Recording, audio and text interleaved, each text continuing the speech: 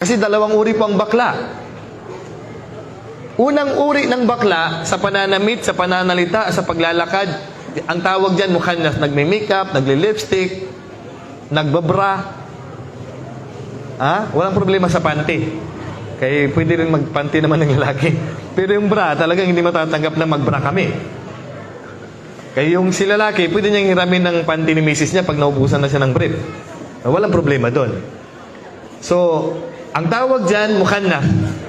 Mukhannas. Alam nyo ba, idagdag ko lang kaalaman. Kasi sabi ko nga, lahat ng gusto ko maisip ko, talakayan ko sa inyo. Ang bakla, pinapalayas yan sa bahay.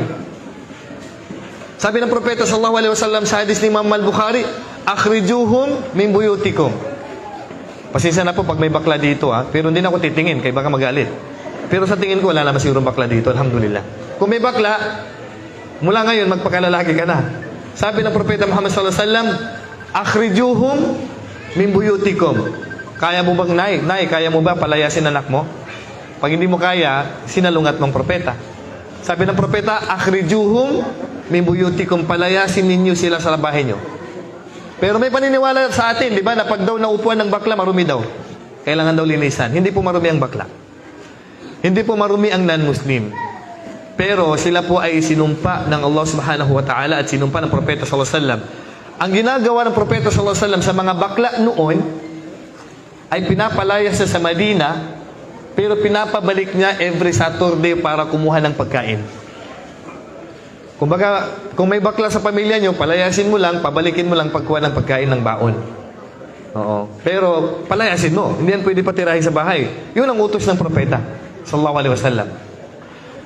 Pasensya na, may dagdag ko lang konti yung bakla kasi ito rin ang dahilan bakit nagkakaroon ng, sabi nila, yung mga ulan-ulan na yan, yung mga bagyo-bagyo na yan. Pasensya na kayo mga bakla, Kasi isa kayo sa sa dahilan kung bakit dumarating sa atin ang pagsubok dito sa Kasi sa amin, hindi ko na po papagitin pangalan. Dati kasama ko sa basketball, kasama ko mag-aral. Pwede ko pang sabihin kasama ko manligaw nung nag-aral ako nung high school. Pero ngayon bakla na. Sabi ko, buti na lang, naghiwalay kami kasi kung hindi, bakla na rin ako ngayon Kaya nga, sabi nga nila, pagka bakla, kaibigan mo bakla, magiging bakla ka rin. Pero totoo yun. Kasi bakit? Kaya nga sa pagkikipagkaibigan, kilalanin mo kaibigan mo, sister, brother, kilalanin mo kaibigan mo. Kasi kung kaibigan mo mahilig magbida, mahilig ka rin magbida. Pag kaibigan mo mahilig magkanta, mahilig ka rin magkanta. Pag kaibigan mo mahilig magsala, ganun ka rin. Sabi ng propeta sallallahu alaihi wasallam, Al-mar'u ala dini khalilihi falyanzur ahadukum man yukhalil. Ang tao nakadepende ang kanyang religion sa kanyang best friend. Kaya piliin ang isa sa inyo ang kanyang kakaibiganin. So, kung tuloy sinabi ko, ang bakla po, dalawa po ang uri ng bakla. Unang bakla, palalayasin. Ano yun? Nagdadamit ng damit babae, nagbubusis ng busis, babae, pinapalitan ang pangalan ng babae. Halimbawa, ang pangalan niya ay, ano bang pangalan? Ana. Tapos, ang dating pangalan niya, Raul.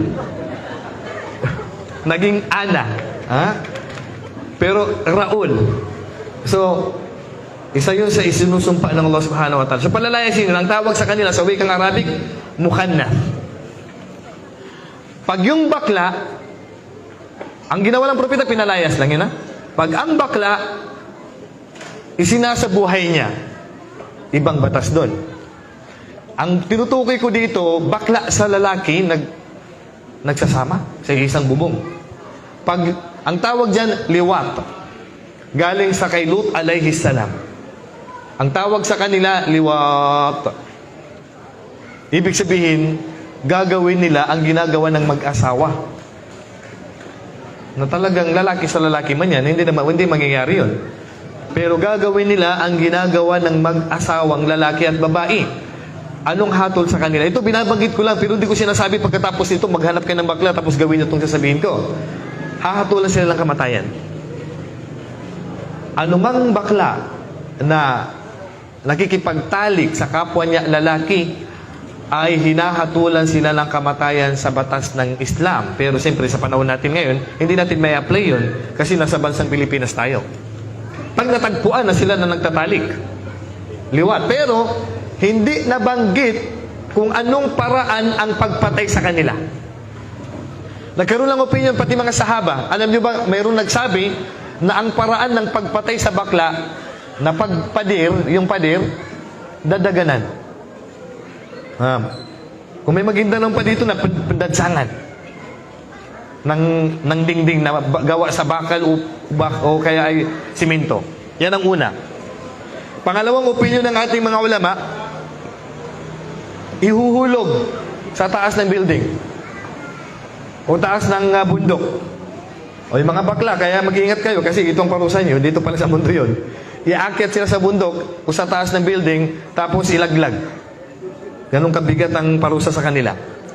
Pangalawa, babatuhin hanggang mamatay.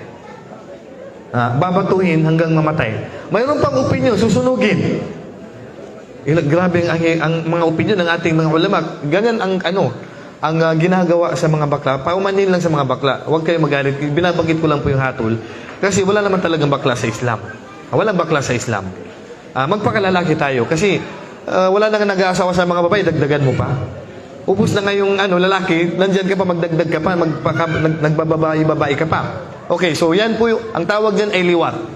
Pero ang babae, hindi po nabanggit ang hatol sa kanila. Ang babae, ang tawag sa kanila, sihak. Sa babae, sihak. Depende sa imam, ano ang parusa sa babae na yan na nakikipagkasintahan o nagsumasama sa kapwa niya babae. Mas magaan ang ginagawa sa kanila dito sa mundo kaysa sa bakla na nagtatalik sa kapwa niya lalaki. Isa lang manino yun.